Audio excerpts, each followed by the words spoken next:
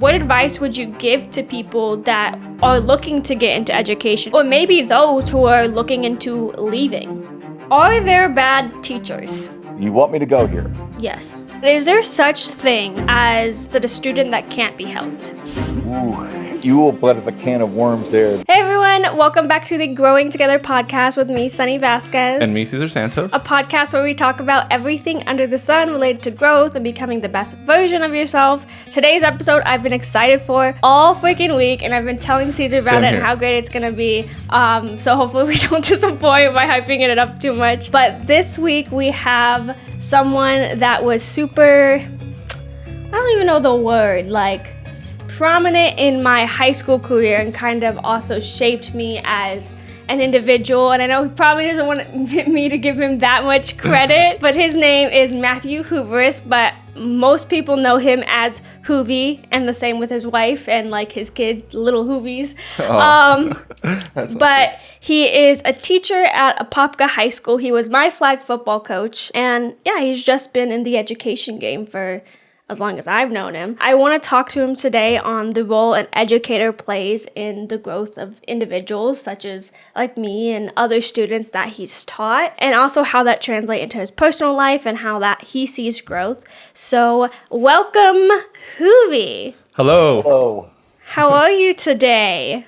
I'm doing very, very well. It's really weird, talking to you guys across the country on this Sunday morning, but it's awesome. It's nice that we're able to do this. Yeah, I'm very excited. So obviously I know all the things about you, I feel. I stay up to date with what's going on in the world of Houvi. But for people who don't know you, tell us a little bit about you. Who are you? Who is the Houvi? Hi, I'm Matt Houvourous, and like Sonny said, people call me Houvi and Houv. I've never met a human being, shaken their hand and introduced myself and said, "Hey, my name is Matt Houvourous." They call me Houvi, but everybody does. It just happens. But that's what they called my father as well when he was a teacher. And like Sonny said, they called my daughter Little Houvi. They called my son Houvi. So I go by that. I am an artist and art historian, and I've made my living by teaching art and art history at the high school level for the last 28 years. Never thought I would be a teacher. Didn't never occur to me. I didn't study education. I was a studio art and creative writing major. I married a wonderful woman. We've had a very, very great relationship throughout the years. We have 2 children. I have 2 grandchildren and a third coming in about a month. And I spent, like I said, I'm in my 28th year of teaching. I coached for 25 of those years before experiencing some significant burnout. So I gave up the coaching. I live here in Florida, and, between my career and I'm getting my master's degree and hanging out with my family and my grandkids, that's pretty much what I do. I'm a huge comic book nerd.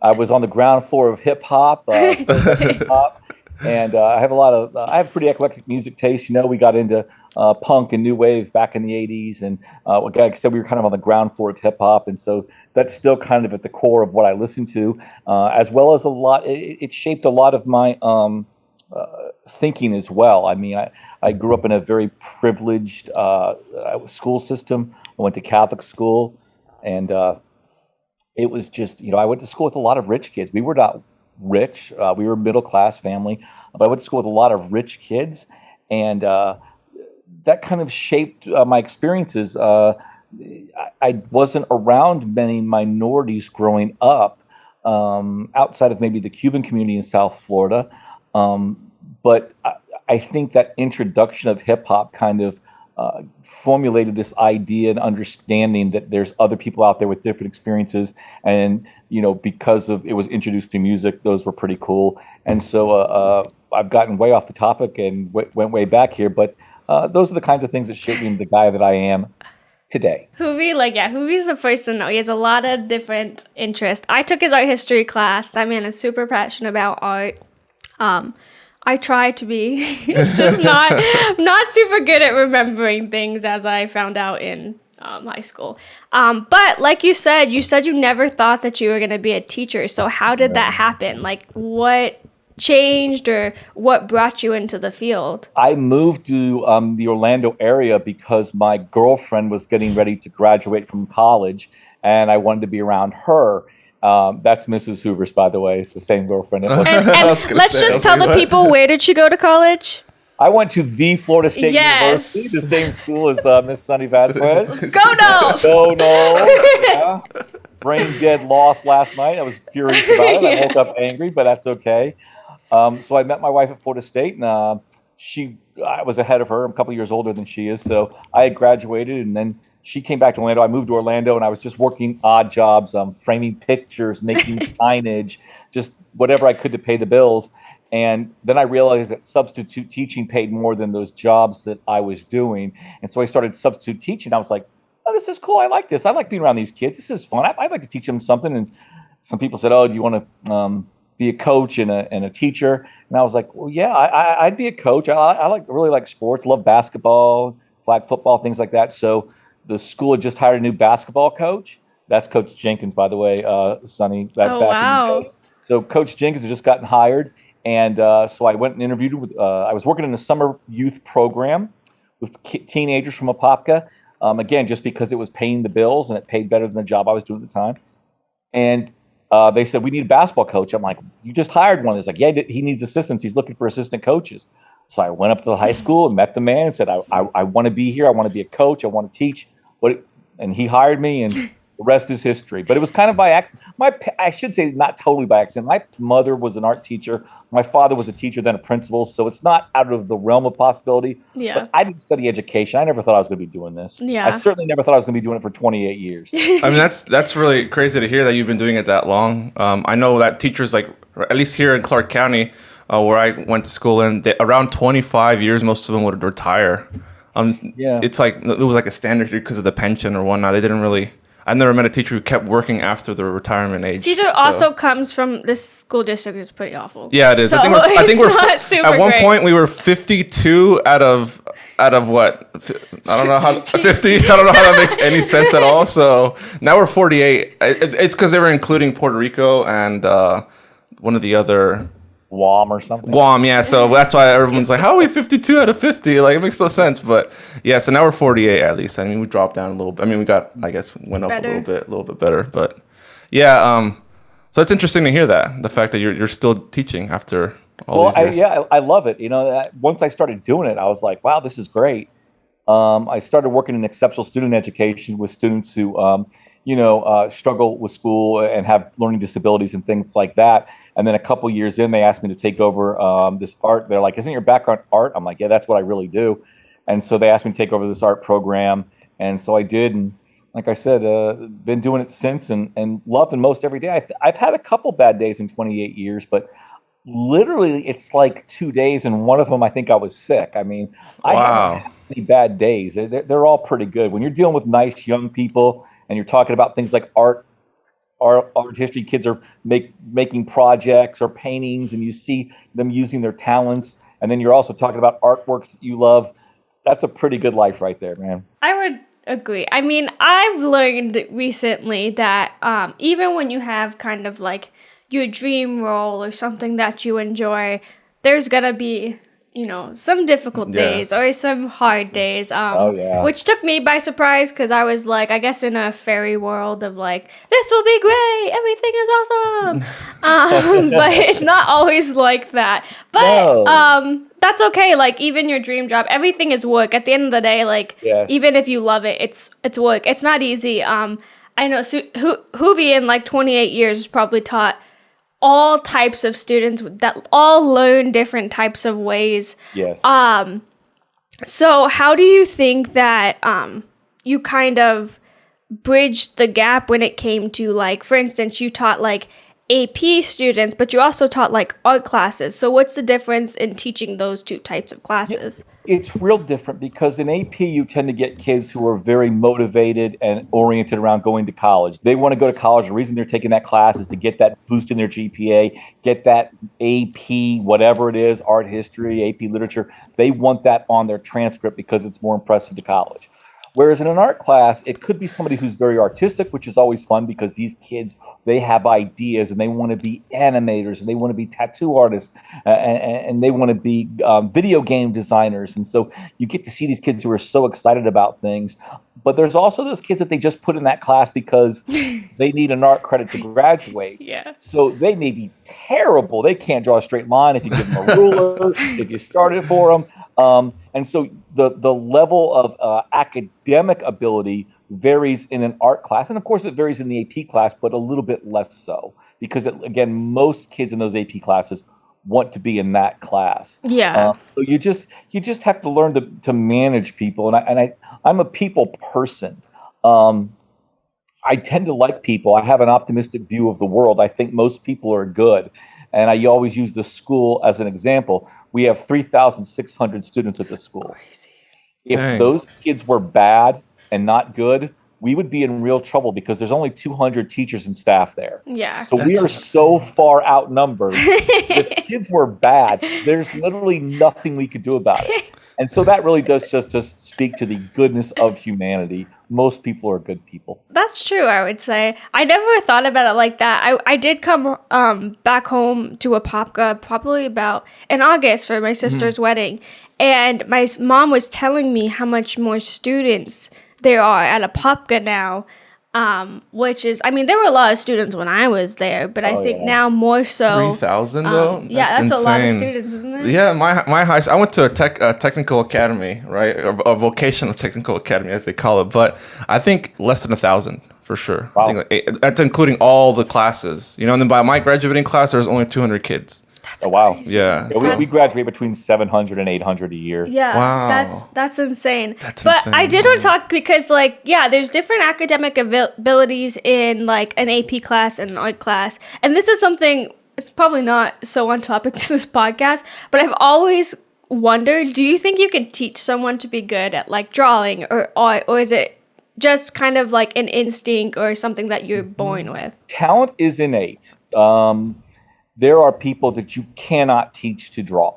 Mm-hmm. And I'm not saying that's everybody, that if you either have it or don't. I don't want to say it like that. It's like everything else in life. It's kind of this gray area. But what you get is kids who absolutely can draw and kids who absolutely can't.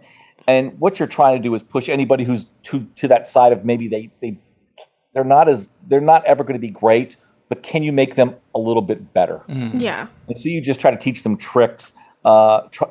The biggest thing is to teach them to slow down, I think. And the other thing is this idea that when kids draw and paint, they're so concerned with making it look like the thing that it looks like in real life. Yeah. Yeah. And that really is a really strange constraint that people put on themselves, that it has to be photograph-like in order to be good or valid. And that's just simply not true. I mean, Van Gogh might have been one of the greatest painters that ever lived.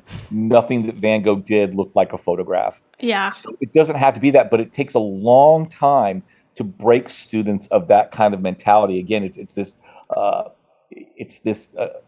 almost like a cage they put themselves in. And you're trying to kind of liberate their brains, liberate their creative thinking, and get them out of thinking that only one way defines art. It's just not true. I think that's a struggle that we have just in other areas too. It was we have a certain idea of what success looks like and a certain idea of what it means to actually grow, what it means to be great. And I know for me, that's something that I consistently deal with because I always feel like this, because I haven't reached whether it's someone that I'm comparing myself to, because I haven't reached this level by this stage, this is where I should have been. No. It really prevents you from just focusing on your growth and where you're at. Which I think it's just a mindset, and I also think it's society. What society tells you is valuable or important. Absolutely. Are you setting the standard for your success in your relationship or your podcast at what someone else says successful? Oh, you should have X amount of subscribers. Oh, you should be making X amount of dollars by this year. Yeah. If that was the case, I'd be a miserable failure because 8 years in and everyone I know makes more money than I do. So how are you defining success? And as I get older, I'm learning, number one, to make sure I allow success to be a more pliable definition. Yeah. Because it's not always the same. I know great coaches who work their butts off, who run great programs and make everything wonderful for their kids, and they will never touch the record that we had when we were coaching flag football at Apopka High School. They'll never win a state championship. They'll never win more games than almost every other school in the state. But that doesn't make them bad coaches. It doesn't put me, as far as numbers, it puts me here. Okay, but is that the only thing that matters? Is those numbers? I don't think so. Well, that being said, with coaching, so I think do you think coaching is a little bit different than teaching? Like, is there a comparison there, or is it the same exact thing? I think it's the same exact thing. Good teaching, good coaching is the same. You are taking whatever your concept is and trying to break that down and teach that group how to get better at whatever they're doing, whether that's drawing or understanding a poem or a novel or covering somebody in pass coverage, offense, and whatever you're doing, you're taking, when you look at the whole of it, the whole of art history is complex, complicated, and understanding is complicated. Yeah. So how do you break that down so that people can absorb it, understand it, regurgitate it, those kind of things. So I think the best, and I tell people, I don't think any person should be allowed to become a school administrator until they've spent maybe 10 years in the classroom and as a coach or a chorus director or a band director. I think those things tend to build skills you need as far as bringing a large group of people together to accomplish a certain goal. And when you miss that, you are missing out. You are lacking. You are more than likely, because this is not, of course, not true across the board, but you are more than likely lacking some of those tools to build community. How do you convince kids who have never played flag football, number one, to come out and play? Yeah. That's true. Number two, how to play, because it's not a year-round sport. They're not doing it all the time. So how do you get this done in this time frame to get where you want to go? And that's what teachers deal with as well. I think it's the exact same thing. I remember I only decided to play flag football because all my friends were doing it. And everyone Good reason. Yeah, that's a good reason, right? I was like, oh, this would be great. And my sister was so mad because originally she was going to be the one to play and she wanted it to be her thing. But I remember there's a meeting about kind of like the value of flag football. And, it is a sport that you don't get a scholarship for. It's merely for fun and to win and to have that, I don't know what it is. It's just fun. I enjoyed it. You were better than your sister. I know, exactly. I mentioned that at her wedding. I said of something along the lines of we were always fighting and we wanted to do things that were different, play sports or lack playing sports. And my sister was just I was like, I do have to mention Rihanna got an interception and I didn't. It should have been mine. It really should have been mine because we got switched right as we were both Vasquez, so that makes it a little bit difficult. But I think Coach Paris was there still at that time, and I was playing in the game, and then they switched me and Rihanna, and I feel like the first play after they switched, Rihanna caught that interception, and I was like, oh, that could have been mine, as I've never got one, and Rihanna thinks... Yes, but your senior year, you played against Harmony, who was a very good team, and you did an excellent job in coverage against Harmony, and I remember that.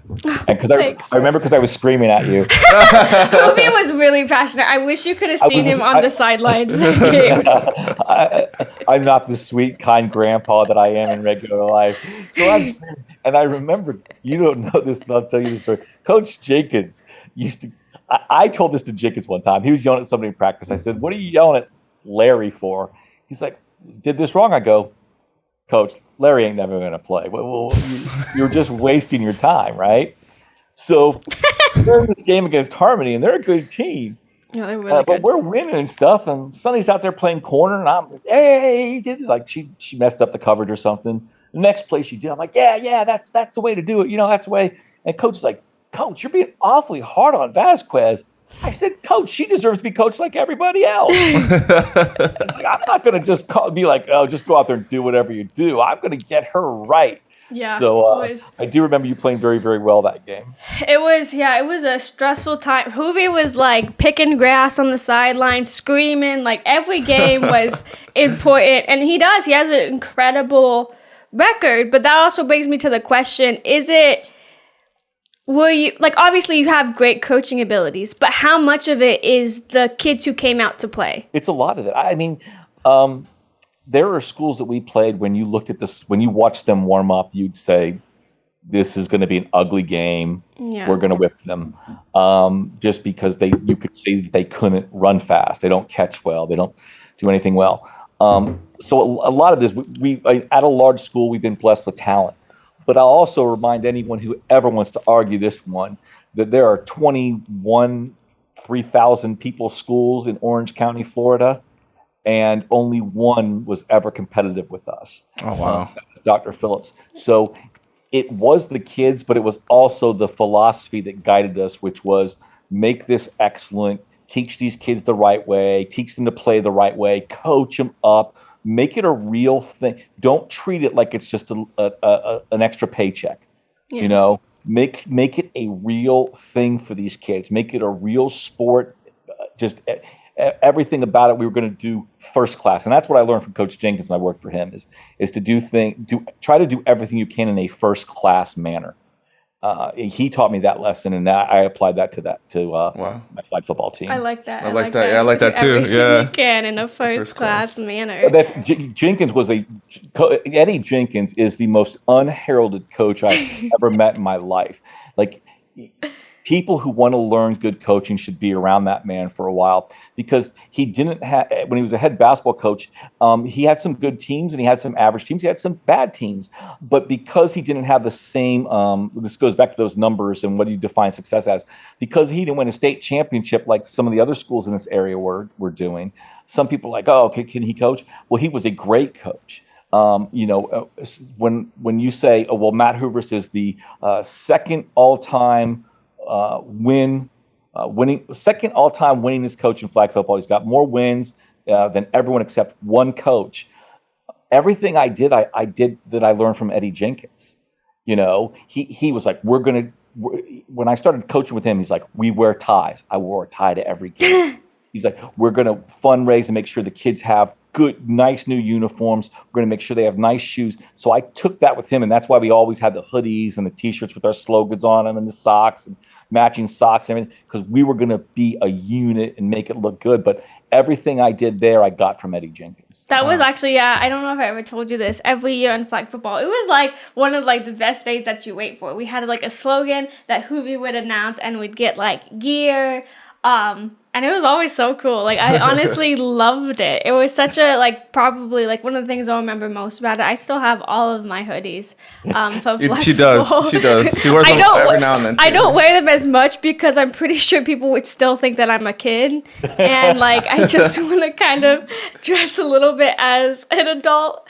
But also, I do remember one time Hoovi said he remembers that game that I played in. I remember the first time where I was like, I may be good at this, because I think it was my second year that I played, and we were doing tryouts, and tryouts are all together. Like, we have a JV team and a varsity team, but everyone tried out together, and then Hoovi would decide, like, you know, who's on what team or who gets cut. And we were doing, I think, like, I don't know if it was like a running drill or something like that, but I went up against someone who's super, super fast. I cannot remember her name. I can't remember her name, but Hoover was like, he tweeted after that, he goes, Sonny actually like held her own in that little like lineup, and I was like, yeah, that's surprising. Yeah. Like, it's crazy. Yeah, she didn't win, but she wasn't like getting smoked either. Which I should have been, because this girl was fast. But she wasn't. But that says a lot about you. See, what it said about you is you were not going to just accept the fact that she was faster and better than you. You were going to do everything you could to keep up. And that was just kind of a hallmark of you as a person, was that you had this wonderful, wonderful drive to be someone and to be someone great. And that's why I kept you around. It wasn't because of your vertical leap or your amazing arm strength or something like that. It was, you were absolutely determined to be a good player, and that you need someone like you around, because it was, I mean, to tell you the truth, it was inspiring to me. I don't even know. Houvi would admit that years ago. Let me just say it. He would have never told me that years ago. You don't tell that to 16-year-olds. You tell them, you need to keep working. You just, I thought the same about you when I had you in class, that you knew how to work to try to get some goal that you wanted. And again, whether you accomplish that goal, sometimes you have to adjust your goals. If you had come out for flag football and said, I'm going to work hard to be the starting quarterback, that was never ever. I could never do that. Like me saying, hey, guys, I think I'm going to stop teaching. I think I might go try out for the Lakers. No one is interested in that. But you did have a lot of drive and determination, and I just I thought the world of you, and I still do. I think it comes from my need to people please. I have insanely bad anxiety now as an adult. But I've taken a lot of that, the same person I was in high school. I do approach work that way as well. I feel like that's what's made me successful at my job thus far. I don't know if you know Hoof. I also don't know if you know what this is. And I don't say that as condescending, because every time I tell someone what I do, they don't know. But I'm an SEO and content project manager. So I basically, don't have any idea what that means. So you know how you search, if I were to search best software for X, the results that come up on Google? Yes. I get articles to come up on Google. Okay. So I optimize them so they're first page of Google. It's a whole process. It's called search engine optimization. And basically I work with blog content with 25 plus clients, and I outline their articles, and I work with a team to get their content to rank so they get more clicks and they get more business essentially. Okay. I didn't know. Now that you're explaining it makes a lot of sense. That makes sense, right? Yeah. But I didn't know any of this a year ago. The job I took was entry level. I had taken a digital marketing course that had a brief section where it talked about it. And luckily I got hired for this job. They took a chance on me, and they were basically let me figure it out. I helped build a program. They had just launched this new service to offer to their clients, and I was going to be the first one that dealt with it. And so I've learned to build it out, and I learned as I went, which was also a great opportunity. And me and Caesar were sharing on Friday, we recently got some articles to rank, which also made me feel like I knew what I was doing, because I was sometimes you don't know. But yeah, I was I didn't know what I was doing a year ago, but I was determined to be successful in this role. I wanted to be impressive. So I was we're gonna make this work. And that's also the same things that you said. My CEO has said to me, it was she just one of our core values is grit. You're gonna do what it takes to get the job done. Yeah. And yeah, I think that's what helps you succeed, in a way of making sure you get the job done. I think Caesar's kind of the same way too with his work. I think it speaks a lot to who you are as a person when you talk about growth. There are some fundamental core values that you have that keep pushing you forward and are enabling your success. So as an outsider, when I see it, I saw a girl who worked, got into one of the top 20 public universities in America, university, graduated. Then you end up taking this huge chance and moving to the other side of the country for love. And you're making your relationship work, and you're making your job work, and you've started this podcast. And I'm blown away. I don't know how you evaluate yourself. I can only tell you what it looks like from the outside, but it's really, really impressive. Oh, that's so nice. Yeah, I think that's super encouraging. I did want to, you mentioned that you stopped coaching because of severe burnout. And I think that's something that's super important to talk about. And I honestly feel we have the conversation in this world of whether it's teaching or other jobs, but it's more to they address the problem, but they don't provide solutions. What caused that burnout, and how did you make that decision that this was the best, was to leave and give yourself some time to breathe? Yeah, I kind of had this plan that maybe I would go another 5 years, or maybe just go right up until I retired. And we had a difficult season one season, and came back and had a nice season. Then I came back. We had a young team, but they were a very good team. Their behavior was excellent. They didn't give me any issues. They fought. They finished with a good record and everything like that. But in the middle of the season, I started getting these feelings almost in my stomach. That kind of knot you get when you're super nervous or you thought something's bad. It would be like that. And I would think, okay, what are we going to do next year for our uniforms? I'm like, oh my God, I don't want to order uniforms next year. And then I would think, what's our theme going to be next year? I'm like, I don't want to think about a theme. And we would be in the middle of games and there would be some wonderful child. Like I said, this is a good team. I didn't quit because kids these days. It's all bull crap. We were good. And I was like, wow, this team could be good. They could be very good next year. But all I knew was the things that I was always looking forward to were the things I started to dread. Mm-hmm. And I'm like, what is wrong with you? And some kid would be out there and they'd catch a touchdown. And I would do what I'm supposed to do because I'm going to do what I'm supposed to do. I would go up and I'd high five that kid. I'd say, that's a great touchdown catch. But in my mind, I'm thinking, you should have caught the one before that you dropped. I realized, I was like, wow, you're going to turn into an a-hole, man. You're going to become a jerk. And like I said, I didn't say those. I mean, I'm animated, high energy. I yelled a lot. I screamed, but I would still say it was fairly positive. Yeah. I'd be, Vasquez, get to the other side of the field. But I wasn't being like, oh, you suck or something. I just said it loud. I wanted to make sure it was heard, right? Yeah. But when I realized that I was having kind of just mean thoughts and I wasn't looking forward to it, I said, I can't do this anymore. Yeah. And like I said, it wasn't the kids. I just think it was the culmination of 25 years of ordering uniforms. Oh, my God, is Sonny here? Or we have to wait for her to hold the bus up. Okay, what are we going to do in the summertime to try to get better? We're going to go play in Tampa. Okay, what time do we have to meet up here to go to Tampa? And just all those little things just kind of all added up, and I just wasn't able to do it. And I think part of it was anxiety as well. The anxiety of the world started to get to me around 2019. So I've been dealing with a little bit of anxiety. I'm not having any real issues with it lately, but just anxiety and just doing something really hard for so long. Like with you experiencing that with coaching, how did that affect like teaching? Did it ever It didn't. It didn't, because teaching is how I make my livelihood. Mm-hmm. That's what pays the bills. Coaching was a small supplement, and it was such Sonny, I think you know this. When I tell you how much fun I had coaching, how much I loved it, you know that I did. Yeah. So to walk away from that, you have to understand just how much I was like, I can't do it. I just can't. But teaching is how I make my money. It's how I pay my bills. It's how I send my children to school. It's how I buy toys for my grandchildren. Yeah. So, you don't get to look at that and go, oh, okay, time to quit.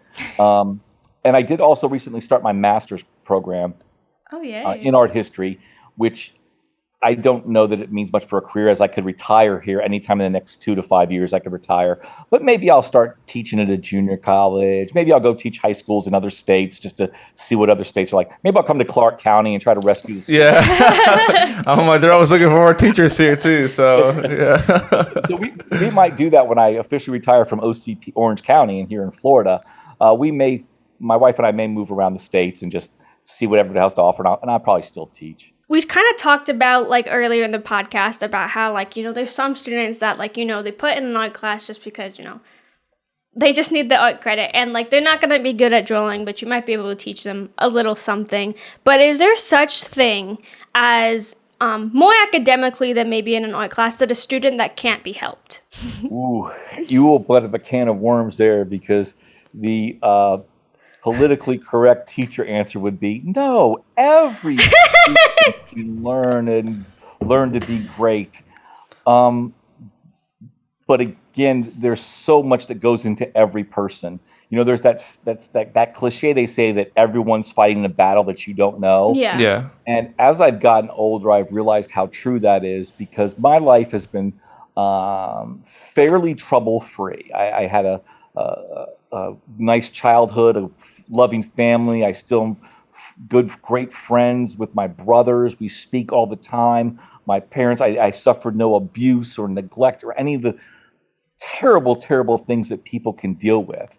And sometimes those things are a real impediment to trying to help a kid. Yeah. There's kids that they don't know how to take your help.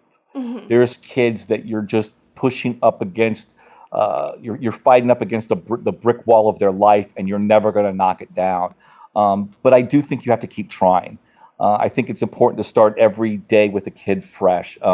And I'm not trying to insult young people, because young people are wonderful. I have a lot of faith in this generation, your generation, and the next generation that's coming up. I'm not a negative person. It's like, oh, these kids don't know anything. Back in my day, none of that stuff. I'm all about these kids and their potential and what they can do. So I think you have to start every day kind of with a clean slate, even if it is that kid that you're not going to get much out of. Yeah. And some people, it's just the vibe. Sonny will tell you that most people vibe with me pretty well.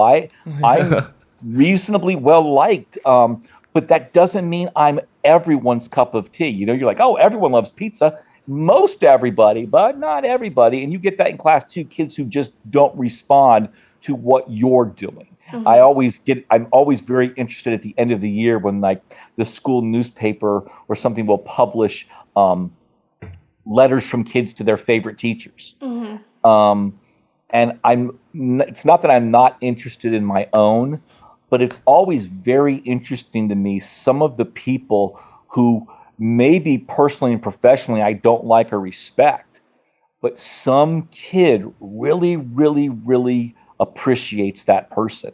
And that's a yearly wake-up call for me that,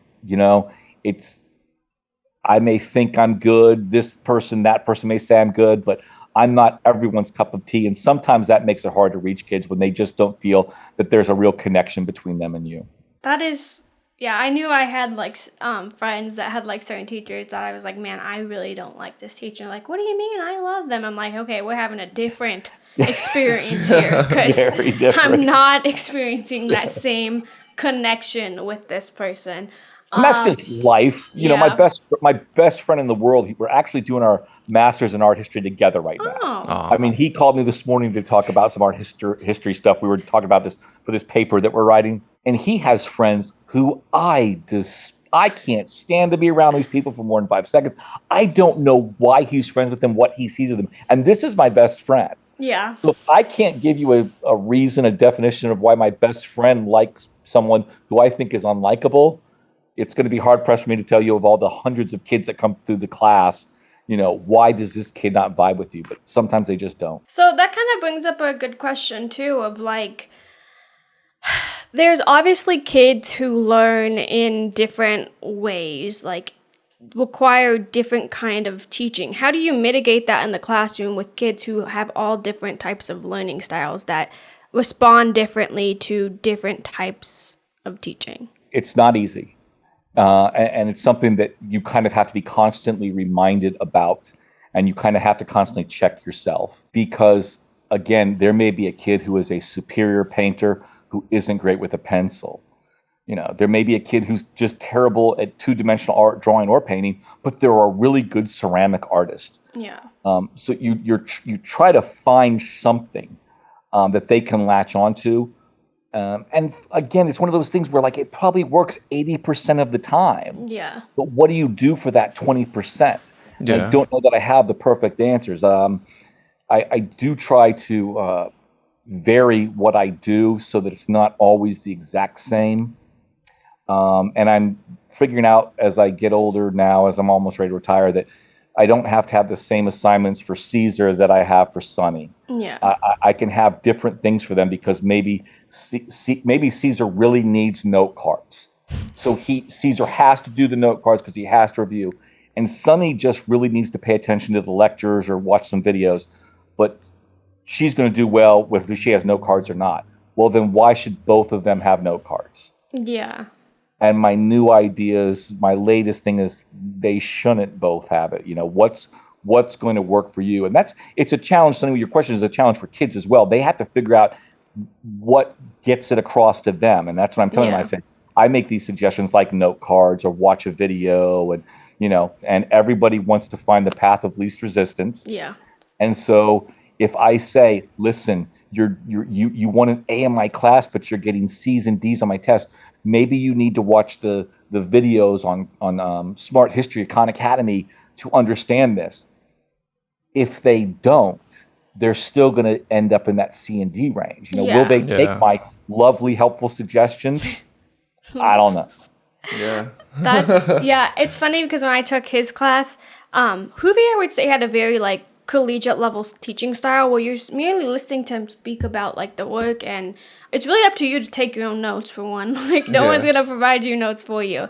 But what worked for me is like I literally would have like the works that we were going to get tested on, because we would split it up and like have a picture printout of it and then take notes to the side and study that for test. That was the only way I started to see improvement in that test. Because before I was just kind of listening like, oh, I'm hearing like, but it didn't work for me. I wasn't doing as well as I wanted to. I was actually going to say, how large were your guys' classes? Like how? Like 25, maybe 30. Because I had an art class in my junior year. It's actually one of my favorite classes. But our class was only 7 students. It was. Wow. Yeah, so she's such an amazing woman. I think she retired like at the end of 2018.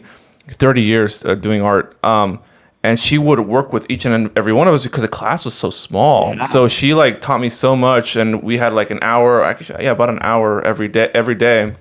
Where we would do different subjects and different types of art styles. I learned so much. I'm like, man, like if only like, 7 kids versus like 25. Obviously you gotta like balance like what you can teach and stuff. See, I disagree. Not that I want like classes to be overfilled, but I think the level, like the class size is important, because in college, if you choose to go to college, which you don't have to, like I think you can be successful without it, you're in giant classes. I took a biology class at FSU, 1,000 kids. I was in that class. Yeah, baby bio. I took that class. Baby bio. Yeah, baby bio. And there's no way you're getting one-on-one help in that thing. And granted, it's not a hard class, but it's 1,000 kids. And even when I got classes closer to my major, like my junior and my senior at FSU, my sales class was close to 200 kids. And like there's office hours and there's stuff, but there's really a reliance on you to do what's going to work for you, to seek the help that you need, whether it's studying with a classmate. Like I struggled with financial and managerial accounting, but I knew a friend, his name was Sam, he was in my class, and we would study every Tuesday. He would like do the homework with me, and that was the only way that I started to see improvement. But there's not like I could get that from the teacher, because he wasn't gonna sit with me every Tuesday and Thursday to do it, because he has like 1,000 students. I don't know what other classes he's teaching. So I think while we want like in the high school level for the classes to be small, so every student gets like their time with the teacher, and it's also more manageable for the teacher. It's also like, are we hindering people when they go to college? Do you think that affects how they succeed in college too? I mean, what do you think as a teacher? I think it takes kids time in college, and I think parents have gotten worse as far as trying to be helicopter parents. Yeah. They're too involved. I tell my students, I shouldn't really receive too many emails from parents. Like that annoys me, because if you are a young woman or young man trying to learn how to navigate life and you have a question about your grade, your mommy doesn't need to be the one sending me an email. You should be. Yeah. Now, if I'm not responding to you, or if whatever I say is you feel is not helpful, then maybe you have to call in the troops. But I want Caesar as a young man saying, Mr. Hooverus, what about my grade? I'm not getting this. What can I do? Caesar's mommy emailing me, 17, 18, a senior in high school. That doesn't work. That's unnecessary. But because when we're babying these kids like that, when mommy is the one worried about your grades and not you, like you said, what do you do when you go to college? Yeah. And I think statistically, it's proven that when you look at how many kids enter college versus how many graduate, well, why don't they graduate? Because they can't follow through. Yeah. Because they're unable now to work with somebody, because your mommy can't email your professor and say, "How come Sonny's not doing better in managerial accounting?" Sonny better get a study buddy and figure it out. Dude, yeah, I failed. I was gonna say that's so funny that you mentioned that. So we had to take 3 accounting classes in college. It was financial accounting, accounting, managerial accounting, and then there was one called financial management of a firm. So I signed up for it 1 year. Wasn't passing it, so I failed it that semester. So I decided to take it during the summer term since I was going to be in Tallahassee anyway, and it was online because I was also working full time at the time. So the best option was online, but the lectures were very long, and I kept on making excuses for myself. So I dropped it that semester because I wasn't gonna pass it. And then by the third time that I took it, it was the last semester of my senior year, and I was like, I have to pass this or I'm not graduating and I'm not gonna move and like all these things. And I did not start off strong. I'm going to tell you that. Like, it was bad, and I really thought I was going to fail. But then I stopped making excuses for myself. I was like, okay, you really have to, the only way you can pass this, to watch the lectures, to, like, do the homework immediately after, and, like, you know, just study as much as you can for the test. And I ended up passing, I think, with a C. You know, the C's get degrees. Yeah. But it was the first 2 times that I tried to take it, I just couldn't dedicate the time I needed to it. And I kept on making excuses like, why is this teacher being so difficult? Or like, why are they assigning so much work? Or like, why do I even need to know this? Because I haven't used it. But it's required of all business majors. And I'm like, by the time I stopped asking why, I was like, you know what, Sonny, like, if you want to get through, like, don't let this be the reason you don't graduate from college, because I was so close.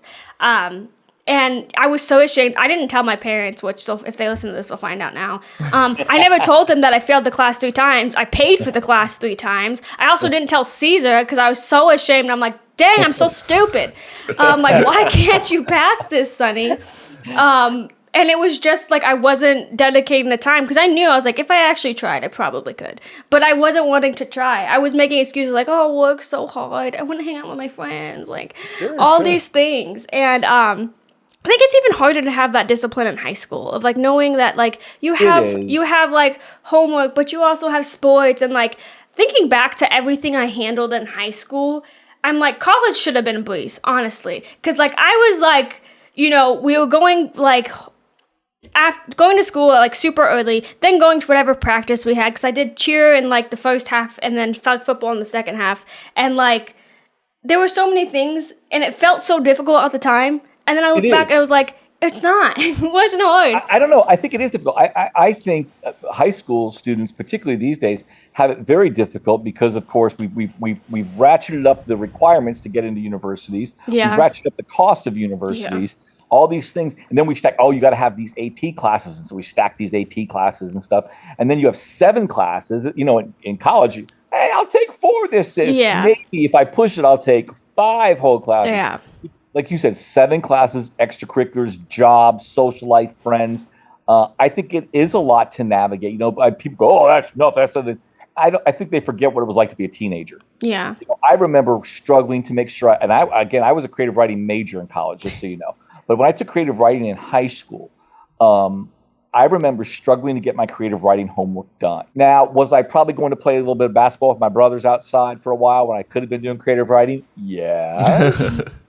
But again, when you're trying to navigate your whole life and you've got 7 classes and stuff, I do think that is a challenge. And I think it's the reason college isn't set up like high school. Yeah. So I do think... well, again, some of those like you said, some of these upper level classes are going to be tough, no matter what your major is. You know, when you get some of those higher level classes, it's higher level. It's going to be more difficult. But I did like what you said too about, you know, not making excuses and saying, okay, instead of the excuse, oh, this or that, what do I have to do to succeed? Yeah. What are the steps I need to take? And I think kind of that action plan mentality that you just described about yourself with this class is super important for people, because I tell people, everybody wants to pass. I mean, everybody wants the A, really, but everybody wants to pass. They say that at least. I want to pass. I'm worried. I got to pass. Oh, I want my kids to have a good life. I want my kids. I love my kids. That's great. Say all that crap all you want. Yippee, yippee, yippee. What are you going to do about it? What are you doing for your children to make sure that they are on the road to success? What are you doing for yourself to make sure you pass a class that you find difficult? In the end, you can talk about how difficult it is, or you can try to come up with some way to to get it done. It's funny that you say that you're a creative writing major, because I actually applied to FSU as a creative writing major. Like, and so I really was like in my era. I mean, I still love writing. Like, writing is something I love to do. But I was like, yeah, I think I want to do creative writing. And then my dad was like, Sonny, like, maybe find a better plan. He was like, my dad was all concerned about like, how are you gonna make money and all this kind of stuff, and parents' concerns. So I was like, okay. So I then changed it to exploratory my freshman year, and it was like, let me figure out what I want to do. And I fell on marketing because I feel it's like the most creative business major besides like advertising. So yeah, I mean, I feel like I used my creative writing skills at least. But yeah, I wanted to be a writer. I still might one day. Like, it's not. Yeah, I was about to say there's a famous artist named Grandma Moses. She's a famous American artist, and she literally didn't start painting until she was like 60, 70, 80, something crazy. Like, she had this whole life, and then she's like, hey, I'm going to be a painter. There's a famous painting, you guys, I'm sure you've seen, The Great Wave off Kanagawa. Yeah. Okay. Hakusai was a Japanese printmaker, and the quotes they have from his letters and diaries that they still have to this day are absolutely fascinating, because he would say things like, yeah, now that I'm 70, I'm starting to get okay, but if I could live to be 80 or 90, I'll be really good. And I just love that mentality that it's whatever you're doing right now is your job. Yeah. That doesn't mean you're not going to be a writer. And I will tell you, that's not been that's been a struggle in my life as well, because I consider myself above all other things an artist. Yeah. As far as what makes me who I am, what do I want to be? If I had my way, if I had figured out a plan, then perhaps I would only be selling my artwork and sitting in my studio. I don't regret any of my life choices. I met great people like you, Sonny, so hey, life is pretty good. I met a lot of cool people. I don't regret any of my choices, but now that I'm not coaching stuff, I spend a lot more time on my art, because I was always like, oh, if I could do one thing, it would be art. So now anytime I get a spare minute, as soon as we get done with this podcast, headed downstairs into the studio, put the football on, and start working on some collage work that I'm doing right now. That's awesome.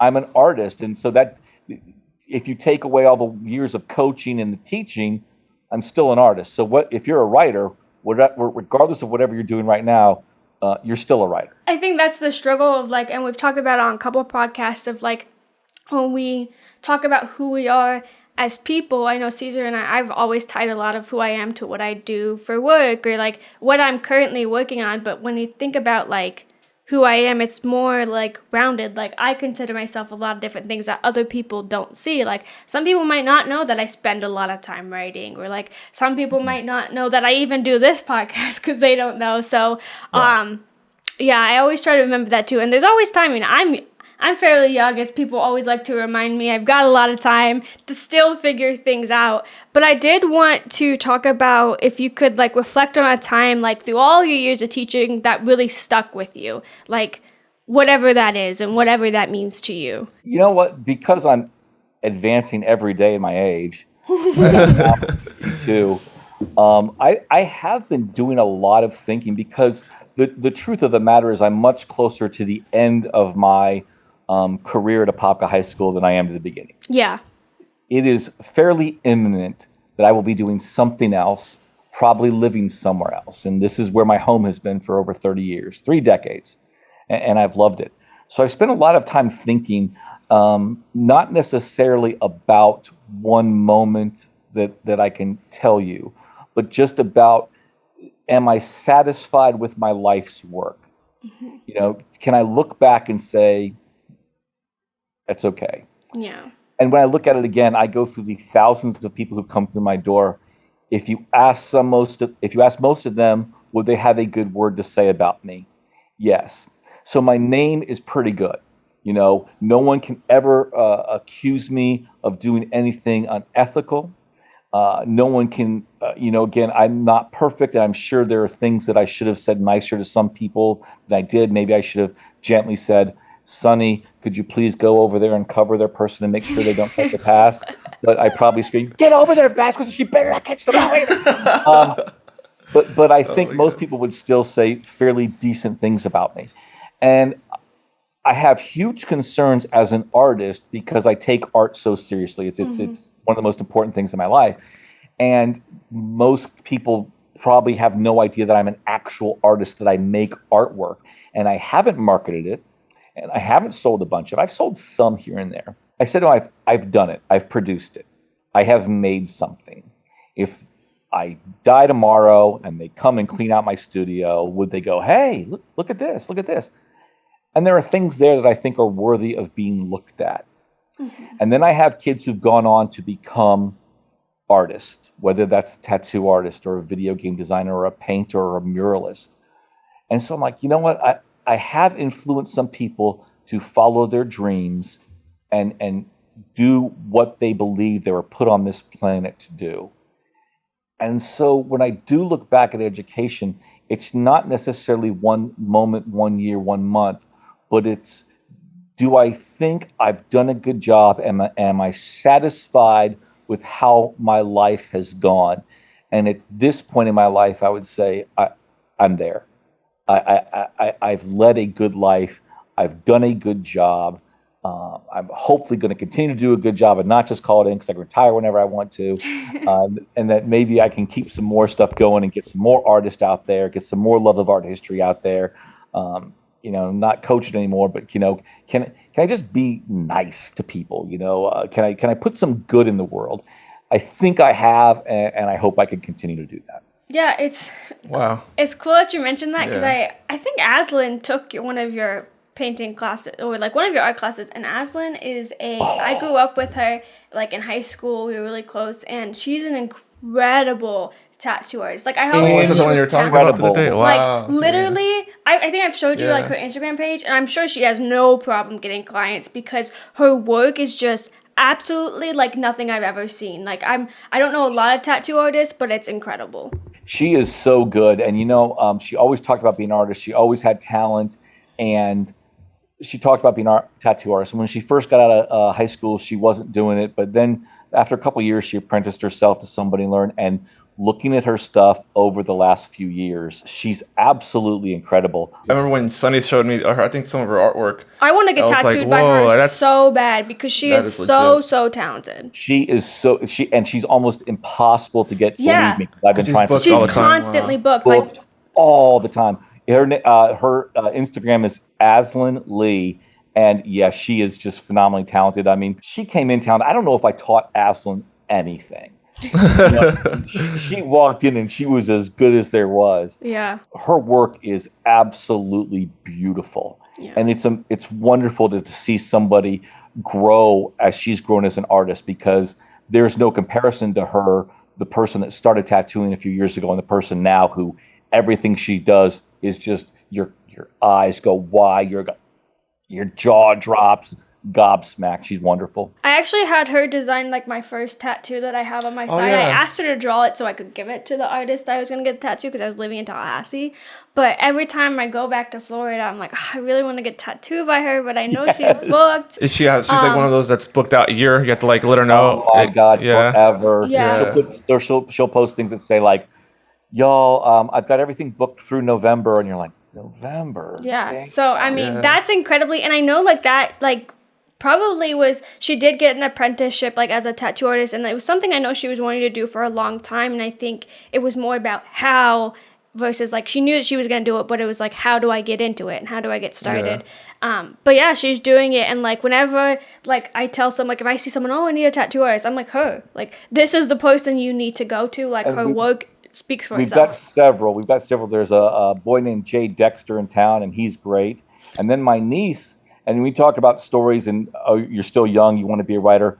My niece graduated in 2009 from Apopka High School. And again, she didn't know what she wanted to do. And so she was working at a judge's office, and she worked at a beauty salon. And finally, she's like, I want a tattoo. So she took a different route than Aslan. She actually went to a tattoo school in Tarpon Springs, which that's not actually the usual way our tattoo artists do it. They usually do it through the apprenticeship, just work at a tattoo shop. But she went to school. And I actually wouldn't let her tattoo me for like the first year and a half, 2 that she started, because I'm like, I gotta wait till she gets, because she's very talented artistically, but Yeah. learning how to tattoo. But the airbender tattoos were done by my niece Brittany at Black Mouse, BLACK Mouse MAUS, Black Mouse Studios, and she actually is now a co-owner of her tattoo shop up in Leesburg. But again, she didn't start till maybe 10, 12, 13 years after she got out of school.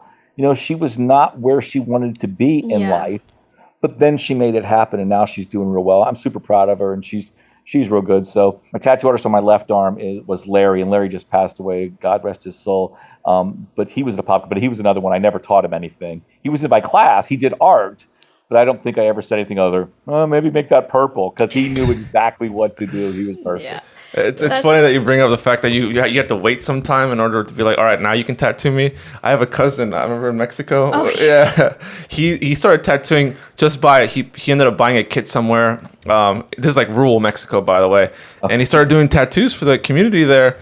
He does, he at the time, he did really okay, like just script. Like, something that you would probably have. The faces and certain shading he had problems with, and I'm like, oh man, that doesn't look like he would get people to do it. I mean, people would offer their skin for him, Skin. and he charged obviously, but now he's gotten better. I've seen some of his work, and I'm like, you know what? If we're ever in Mexico, I would. And he actually asked me one day, he's like, hey, can you get this kit for me? It's like a really expensive machine. I'm like, well, I mean, it's like $500. Like he was like, yeah, no, I'll send you the money.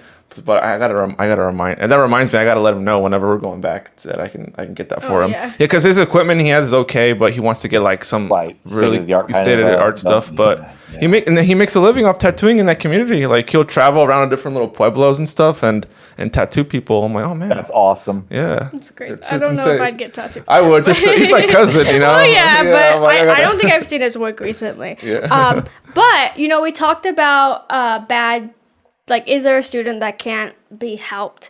Are there bad teachers? Oh, God, yes. You want the name? Maybe not. You got the names. Yeah. But I get you. I think it's like kind of fun. It's funny for me because I feel like as like a student when I was in high school, I could pinpoint them. Like I could be like, yeah, no, I'm not the problem. You are like, and like as a student though, people don't really take you like as serious. Like they're thinking like maybe you aren't working hard. But there was one class that stuck with me where like I know I'm not the problem because every kid is failing this class. Don't name the teacher, but what was the class? AP Physics. I don't know who taught it back then. We'll talk later. Yeah, and it was I like had a test one year on my birthday, nonetheless, where I knew I was gonna fail it. So I finished it fairly quickly. Like I had it first period and she would take the test with us. So now you know it's a she. And I finished and she comes up to me and she's like, I haven't even finished yet. And I was like, well, yes, I don't know anything. So therefore, I'm not wasting my time taking this test where I know I can't get any of the answers right. And she like pulls me outside and is like, like what's going on? I'm like, look, everyone is failing this class. I was like, I don't think I'm the problem. I was like, at this point, I was taking calculus. I was like, I'm in calculus and I have a better grade in calculus than I do in this class. And they're pretty interrelated. Like physics is very math-based as well. So it's like, I don't understand why I don't understand it. Mm-hmm. And it got so bad, my dad wanted to pay to get me a tutor, but it was difficult because my dad didn't want the tutor to be a male. So finding a female in STEM at the time was very difficult. So I never got the tutor I needed. And, when it came to the AP Physics test, I can tell you I did not try at all because I knew I wasn't going to pass.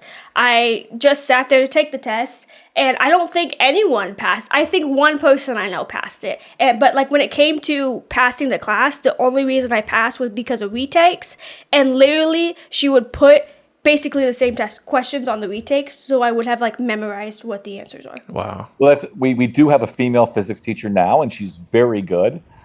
She's also a graduate of Apopka High School. So things are looking up that way. So I don't know what your experience was. But there are bad teachers. There are predatory the conservative side is always talking that grooming crap these days and stuff. But are there any teachers among the 200 people who maybe lack a decent moral compass? Absolutely.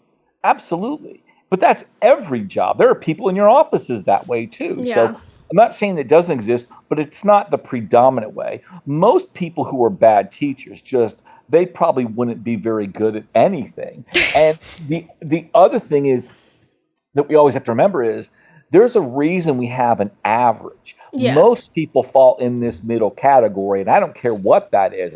That's basketball players, baseball players, economists, historians, artists, whatever. Most people are average. And then you get terrible, and then you get pretty good.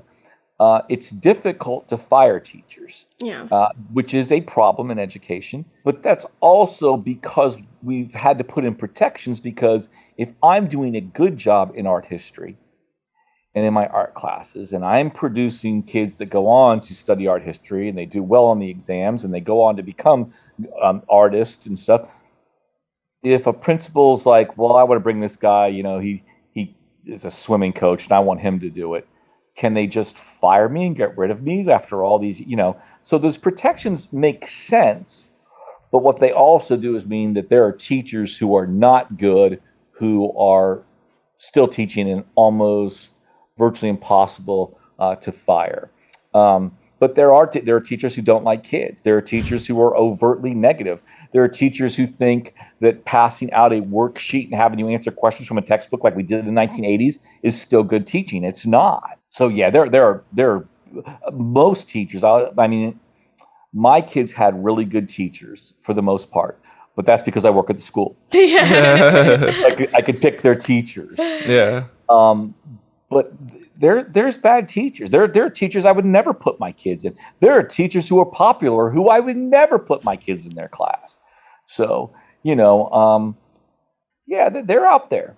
There's not as many of them. I think we have more good teachers. I think even we have more teachers that fall on the good side of average than the bad side, but there are bad teachers. Oh yeah, I would say so, because I think that was my one bad experience out of all the teachers I had. It was that one teacher that I would say I don't think that she does a good job. But it's funny that the subject that it was in, because I just had a call, I think it was on Thursday of this week, where we were onboarding a client to help them with content, and their whole business was math and physics tutoring. And he was like, we're trying to change the narrative around math and physics because everyone seems to hate it. And it always comes down to a foundational memory of where they had a bad teacher in that subject and they grew to hate that subject. I was like, it's funny that you say this because I have that experience.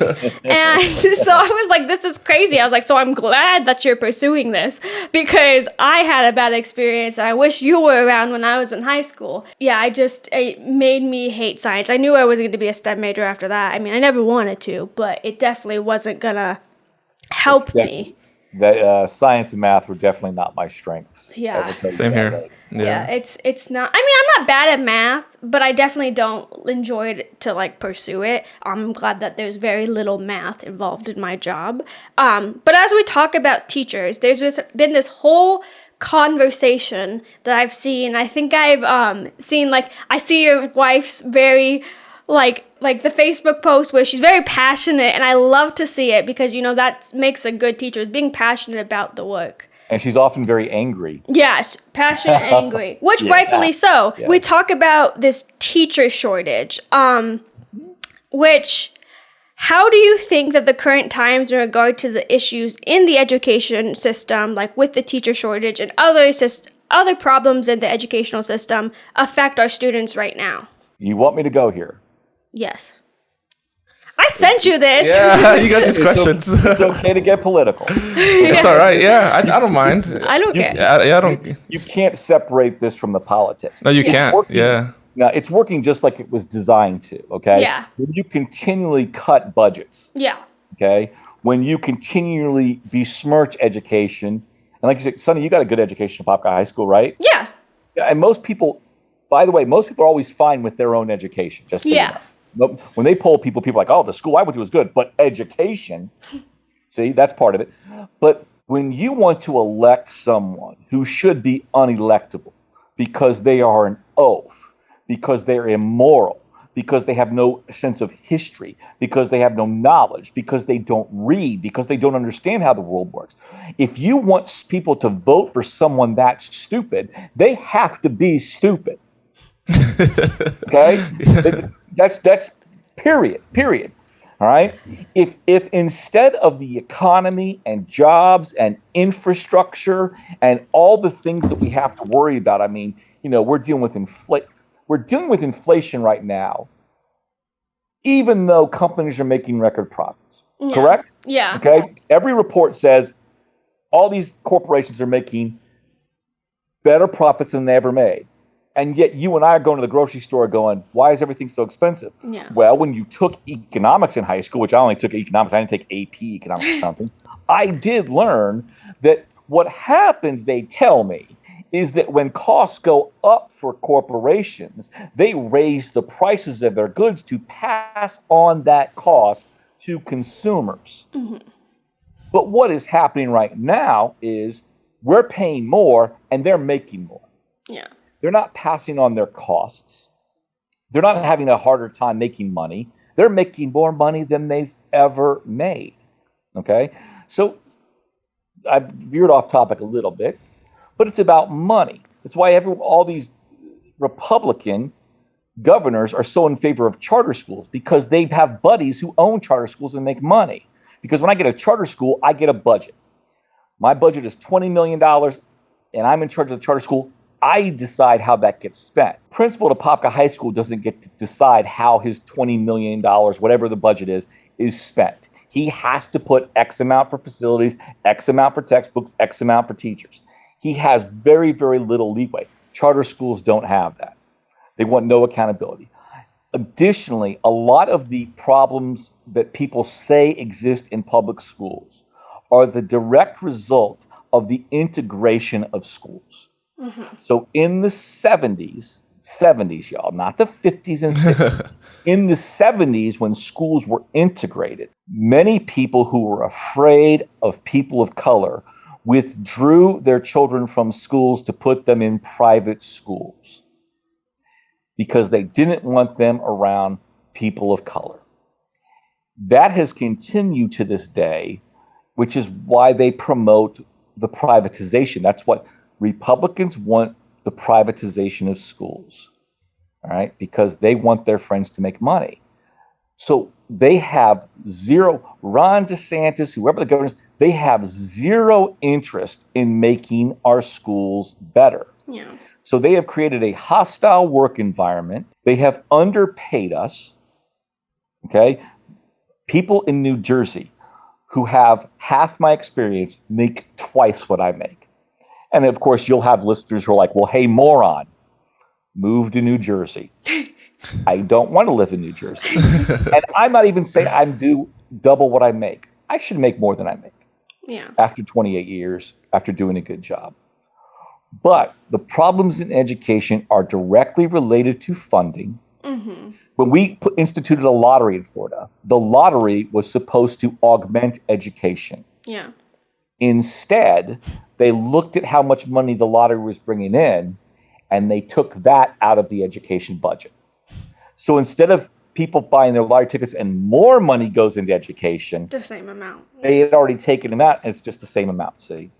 So again, there's a whole lot of machinations politically that relate to the desire of private entities to make money off of education. I mean, college, textbooks. What do you need a textbook for? Exactly.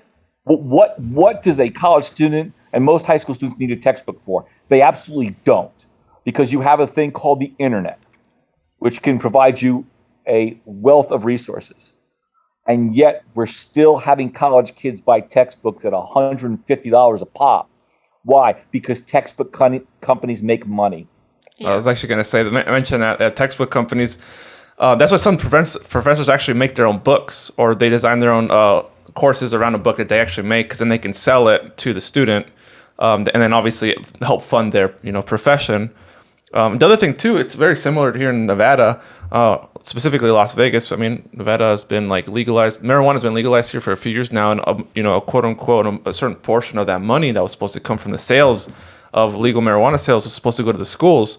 Well, apparently it did, but it really didn't. And when you look at it, like similar to like, oh, and then I'm going to these companies. So like there's a few $1 million that were supposed to go to for education that didn't. So the it's other just, thing it's that just so we interesting. mentioned too was like, you know, like Hoover was like saying, like these companies, like by raising these prices, like they really, like they're making money. They're not hurting to make money, especially when you think of like a grocery store. We all need groceries. And I worked at Target during the pandemic, and let me tell you, we had record sales. Like we were making so much money every single day. And I'd get the emails when I would check my email, my Target email about like, dude, we had the most profitable quarter one, most profitable quarter two. Like nothing was changing. Like you kept on hearing things like, you know, that things were changing, but like I was watching as like we were having like hundreds of thousands of dollars in sales every single day, no matter what day it was, even though COVID was happening. Yes, even though people are losing their jobs and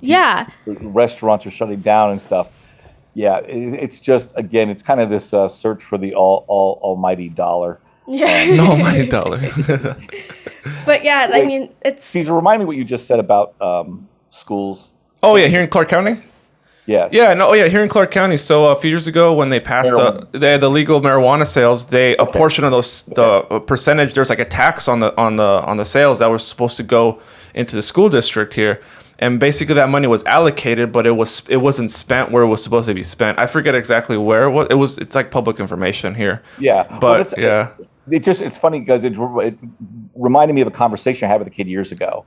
A student said, Mr. Hooverus, they legalized pot in Colorado. What do you think? I go, I don't understand that question, you know, because I'm not here to try to give them my opinions on everything. Yeah, no, I get you.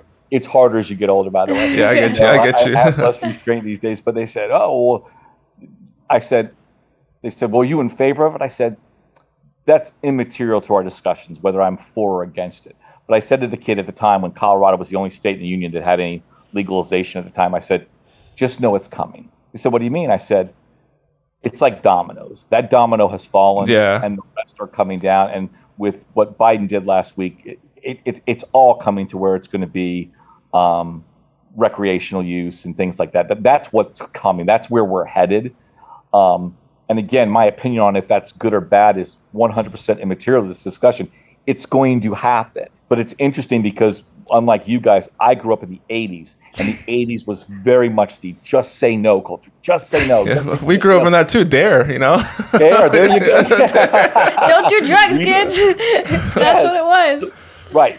Marijuana is the gateway drug, and so this was what was drilled into our heads. So it's strange for me because for a good portion of my life, probably 32 out of my 52 years, it was marijuana bad, marijuana bad, marijuana bad, marijuana bad. And now I'm driving down the street, and a dispensary just opened in Apopka. That's where my mom goes. Yeah, so your mom goes, right? Yeah. She has a medical marijuana thing. Right. So, but it's just strange driving by it, because when I started this career 28 years ago, you could not have dreamed that there would be a marijuana dispensary in the middle of Apopka. But there it is.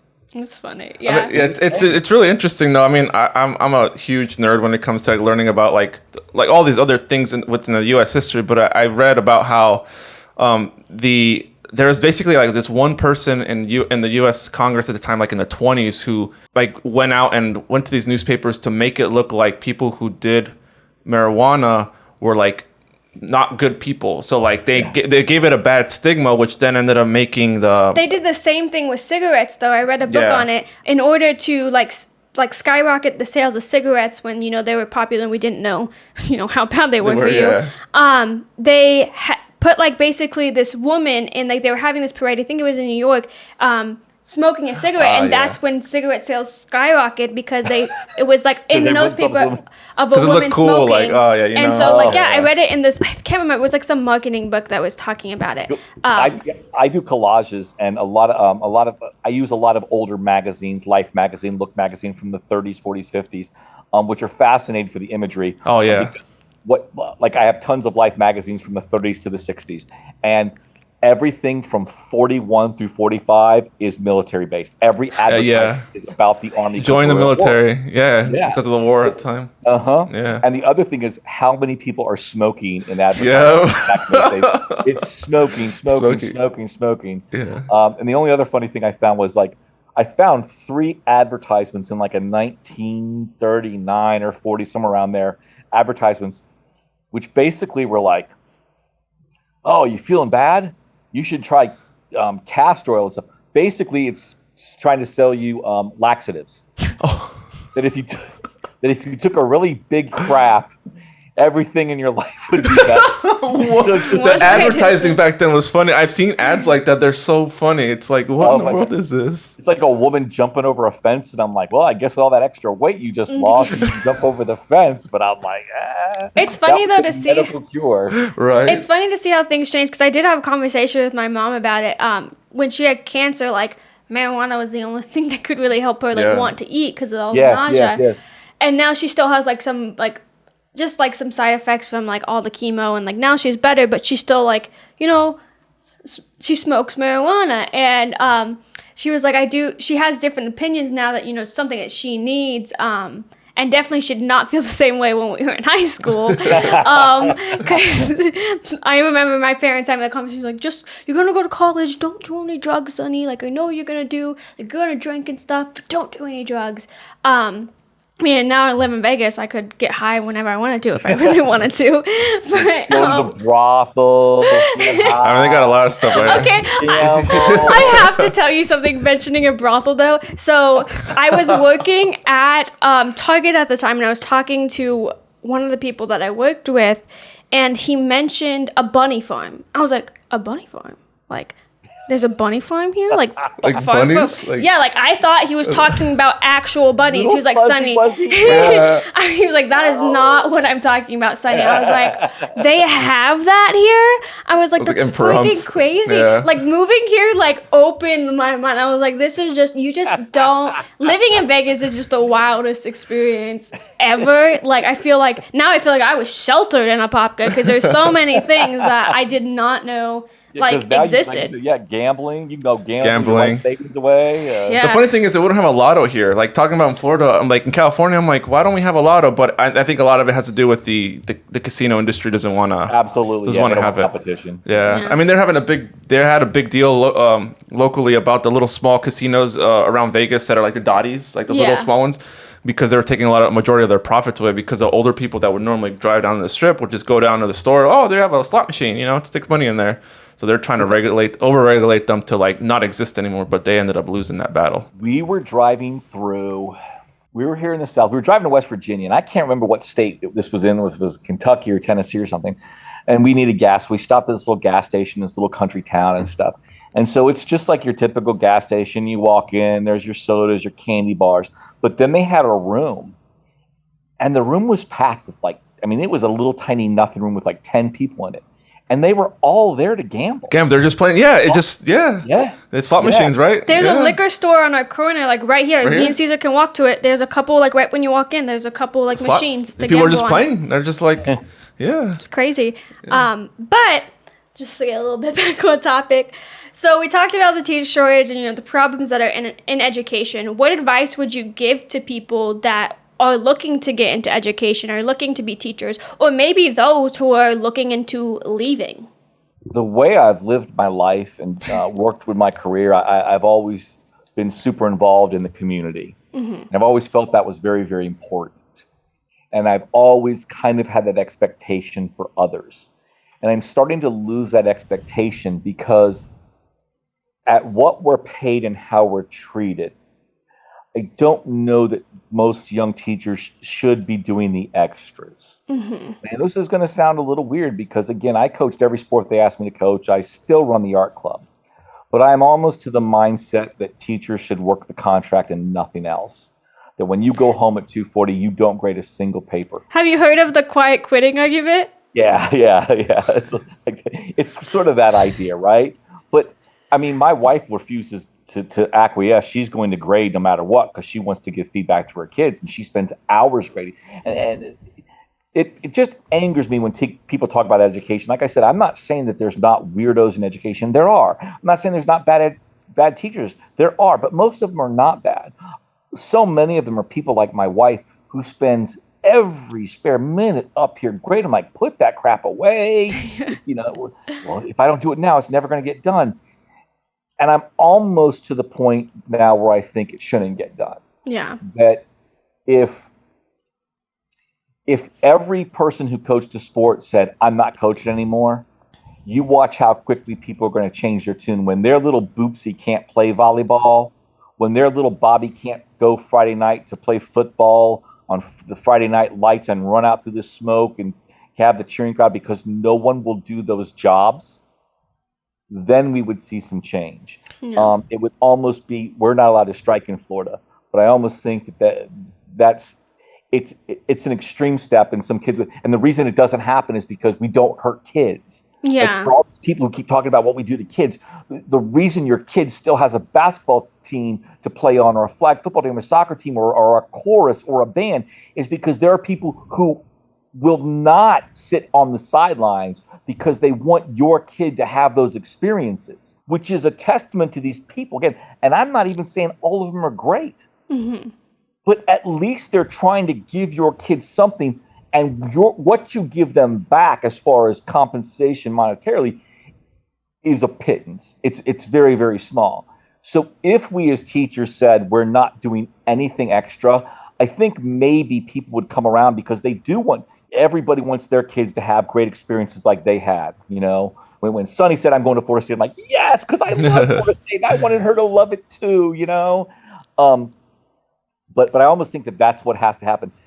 I would be hard pressed to tell anyone to go into education right now. Mm-hmm. I shouldn't totally say that. I would say young people, especially like in Florida. Florida raised the starting salary to $47,000, but people aren't staying in teaching. That works out in Florida's favor, because if I can get Caesar to start at $47,000, but he's only going to last 5 years, that's more money I don't have to pay out in pension. Mm-hmm. In 30 years from now, that's more money I don't have to pay for his insurance.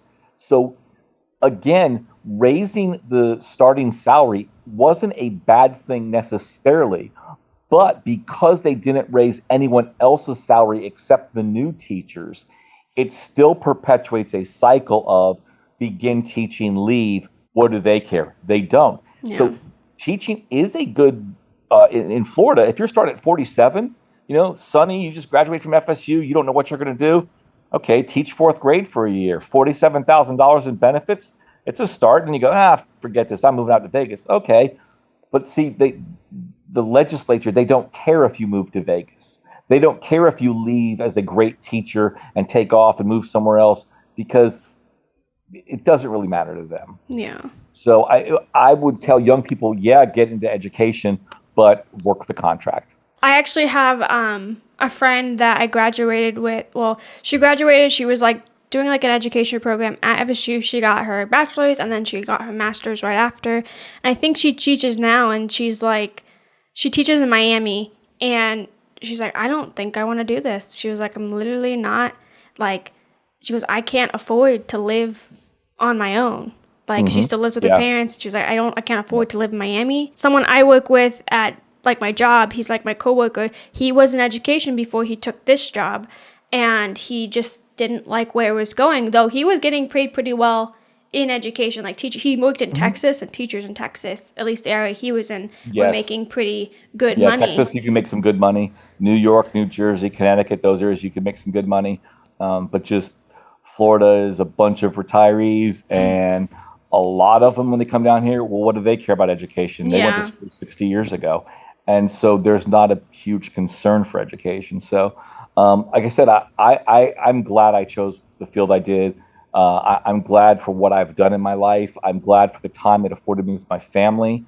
I don't want to hear any SOB talk about, well, you don't work in the summer, because you know what? I don't get paid in the summer either. Let's be real clear about that, all right? Yeah. When I wanted to get paid in the summer, I had to do summer school, grade AP tests. I had to find some other way to make some extra money, because I'm not getting paid during those months. So, you, John Q. Public out there, you've gotten your money's worth out of me. Definitely have. Quick question though, as an art history teacher and also someone who taught art, what's your favorite time period in regards to art in general? Like, what's your favorite? I mean, obviously there's. You had to do it to me, right? I mean, I'm just curious because I love art too. It is constantly evolving, but I am a huge mark for 20th century American artwork and 21st century. 21st century is more of a kind of a global idea. You know, there are great artists from Africa that I love, but we're all swimming in Manet's wake, right? Right? Edouard Manet changed painting, and we are still 150 years later, whatever it is, we are still swimming in his considerable wake. And one of the ideas, philosophies espoused by Manet and Baudelaire and these people in Paris at the time was to be a man of your times. Mm-hmm. One of the reasons they painted what they did and they made so many people mad is because they were painting modern Paris with people wearing modern clothes at the bars, at the parks, at the places where people hung out. You know, if it was a 20th century equivalent, maybe not these days, but it'd be the mall. You know, this is where you see people. And so that guides a lot of my thinking. Is that I'm a person of my times, and my times are now. And I mean, even when I say my times, I'm going back to 1900. Mm-hmm. You know? But to now, the 21st century. So I don't put down artists or music or literature or people from today, because all that shows is that I am stuck in the past. So when people are critical of the younger generation or of the new kind of art that's being made, I don't get down with that, because it's just it's old men on the porch thinking, you know, oh, back in my day it was so much better because artists did this and that. Let me tell you something. There were some real shit artists back in the 1980s. Okay, all right. I mean, famous and famous wealthy guys. I'm thinking of Mark Kastabi, who I can't stand. He was just awful. But there are also some brilliant people in the 80s that even at the time in the 80s are like, well, they won't be very famous years of them. Like Warhol, right? Warhol's a good example. Warhol's a great example because everyone thought he was vapid. Yeah. And they thought his work lacked substance and that he might be the big hit in the 60s, 70s, 80s, but down the road, no one will be studying him. Well, now, of course, we study Warhol. Yeah. He was so insightful, and his art spoke so much about what America was about then and what America was going to become. He was Warhol was, and this is going to sound crazy because he wasn't very good with words and stuff, but Warhol's understanding of people was almost prophetic. Mm-hmm. You know, Warhol's the guy that says, in the future, everybody will be famous for 15 minutes. And this is the time that you guys are living in. You know, he said this. It's so true. And you have people who do mediocre dances on TikTok. That's what I was going to say. Far more famous than most of the great painters of the 20th and 21st century. They will be known by millions more people than, you know, I mean, Kehinde Wiley's a current name that's good. And a lot of people know Kehinde Wiley, but do as many people, give me a famous TikTok name. Charlie D'Amelio. Yeah. Okay. Do more people know who Charlie D'Amelio is or who Kehinde Wiley is? Well, it's probably by age and stuff. Yeah. But, and no offense, I am not against Charlie D'Amelio or any of these people. I don't want to get this misconstrued. I am not knocking them for making a buck. What's the girl, Bad Baby? Oh, yeah, Bad Baby. She made $49 million That's insane. On her OnlyFans. $49 million. And you know what? Good for her. Yeah. That's insane. Because Dr. Phil and her parents tried to exploit that child, and she was a child, right? They tried to exploit that child and the issues that she was dealing with, right? And of course, to many people, she came off bad, but she has also taken that and turned that into a way to make generational wealth for herself and her descendants. So good for her. So again, this is not a knock on any of these people. But what I'm saying is Warhol was right. Warhol understood that we are so obsessed with fame that in 2022, you can be famous for all. The Kardashians are a good example.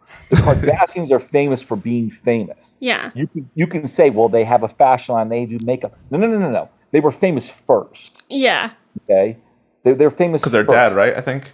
Their dad and the sex tape. Yeah, there was dad was one thing, and then the sex tape was That's true. like what really launched it. And it recently came out, not this is relevant to the podcast, that like her mom wanted her to make a second one. Because that's how like this is a that's so crazy. They saw how many people when a celebrity sex tape came out. Like there was a girl from Survivor or something that had one. They saw how much attention that was getting. Wow. And they understand that attention is attention, whether it's good or bad. Yeah. All attention is good. That's what Caesar tells me. Yeah. We'll have like clips that go like pretty viral on Instagram Reels. And it's because like people genuinely disagree with me. They comment because they disagree with what I'm saying, but it gets so many views. He was like, it's controversial. I was like, but I don't want to be controversial. Controversial content goes very viral. Yeah. Start screaming at each other and throw those cactus. They go viral and you'll be famous. So I really like the 20th century. People always try to nail me down on a favorite artist, and I don't know that I have a favorite artist, but I have been studying Jean-Michel Basquiat since I was 20 years old. Basquiat. And so he's become very, very well known because of clothing and branding and all this stuff. Yeah. But I said it's amazing to me. High school and college kids and adults now, and young adults, Basquiat is more famous than he was when he was alive and painting. Yeah. It's amazing to me. My high school, none of the kids in my high school could tell you who Basquiat was, even though he was alive at the time. And that's interesting. I love Edward Hopper. His famous painting is Nighthawks. I like that one. Cafe in Chicago. But Hopper, to me, is genius. Caravaggio, who I'm sure you remember. I do remember Caravaggio, one of the many names. Caravaggio might have been the best painter ever to hold a freaking brush. And what's amazing to me is that, like, we can, even in the casual art person knows Michelangelo, Leonardo da Vinci, Van Gogh, Andy Warhol, right? But you say Caravaggio and people look at you like, is that a new Italian restaurant down the street? And he changed painting forever. He was amazing. So I like Caravaggio. Current artists that are alive and working, I like Julie Moretu and Wengechi Mutu and Kehinde Wiley and Julian Opie. And again, I'm always like music. There's always something good out there. You know, I'm of that age, y'all. You don't know this, but I'm of a certain age where all my friends are like, "Oh, rap sucks these days." Caesar said that the other day, though. He was like, "The music on the radio isn't good." Music on the radio is not good. You're right about that. No, I said, because the thing is, look, I was. It's been a while since I turned the radio on. I had to drive across town, and I'm like, let me just turn the radio on. Let me go to the station I used to listen to all the time, and they literally played the exact same set list besides like one song. I'm like, this is literally what I used to listen to in high school. I'm like, is there good music now, or is it just, I don't know, the radio just? Now, radio is not a good gauge. Yeah. I don't listen to much commercial radio, but there is wonderful music. You know, that's why I'm glad I have one thing about teaching, which is wonderful, is you get exposed to things that you never would be exposed to at your age, and you can have appreciation like One Direction. Yes. Funny. So, you know, well, I mean, One Direction was a fun pop band. There's nothing, you know. I enjoyed One Direction just like everybody else. It's just like eating a piece of candy. It's fun. But then you look at Harry Styles and his evolution as a performer and artist, and I don't know how anyone could knock Harry Styles with what he does. Yeah. I think his music is excellent. I think he's a great performer. I like his view of humanity. But without all these kids talking about One Direction back in 2015, 2016, all right, maybe I don't know who One Direction is. So having children and teaching kids is really cool that way, because you get exposed to things that you wouldn't be exposed to as an old man kind of stuck in your ways. So this has been long and a great conversation, but I have one last question and we'll tie this all together. Okay. Given that this podcast is about growth, me and Caesar are constantly growing. I think we'll never stop. Hopefully. I don't ever want to be complacent. But what's the best piece of advice you could give someone to continue pushing forward in growing and becoming the person that they want to be? Not necessarily the person that other people want to be, but finding who they want to be and growing into that person. I think you constantly have to evaluate and reevaluate what you're doing. Yeah.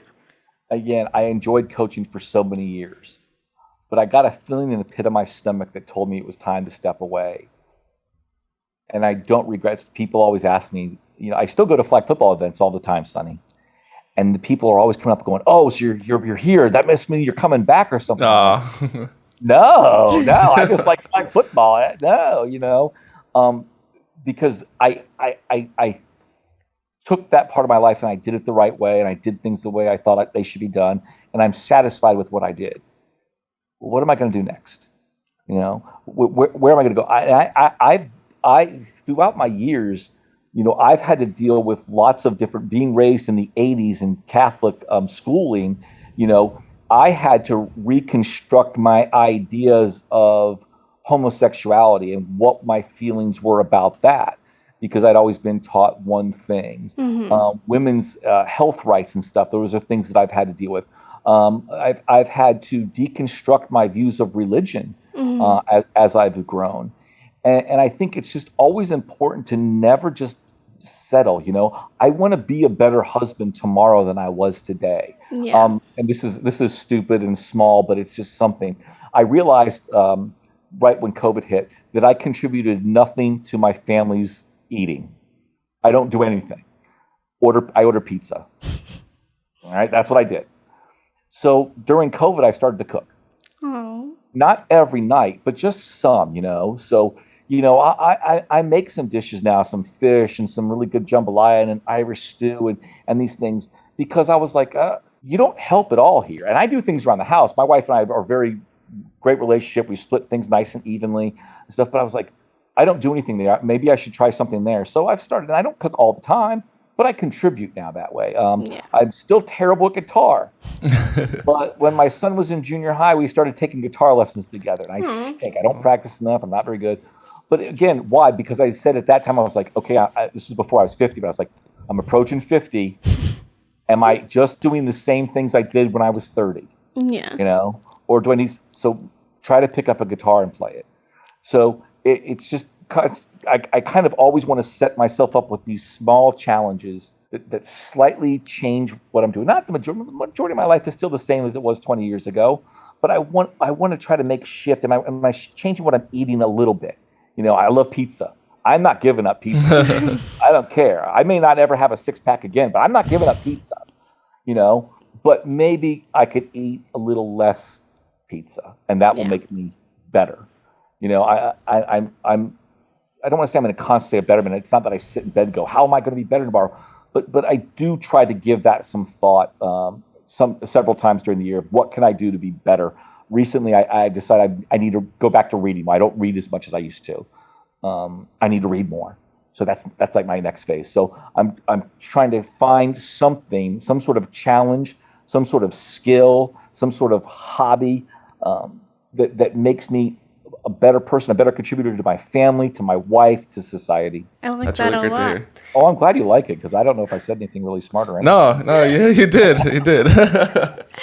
Well, I'm so glad that you agreed to do this, because I told Caesar, I was like, this is someone that I feel like is just going to have so much to say and so much of value, and you said a lot of things, did a lot of things that stuck with me as like a person. Yeah, I feel like there are a lot of teachers that when I think back, I was like, I don't think I would have been the same person had I not taken art history. Same with like Mr. Blevins, who was like probably the first one to ever tell me, he was like, yeah, you want to go to Stanford? I think you can go to Stanford. Didn't go to Stanford, but the belief was there, and the belief in me and what I could achieve was there. Yes. And I feel the same thing like with you with flag football. I know in our history.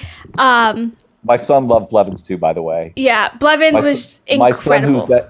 My son, who's a current student at Florida State University. Let's go. I told Rihanna, I was like, your daughter needs to go there. I was like, I am like going to be Or she was wearing a Gators jersey the other day? Yeah, she was wearing a Gator shirt the other day. I was like, that is an abomination to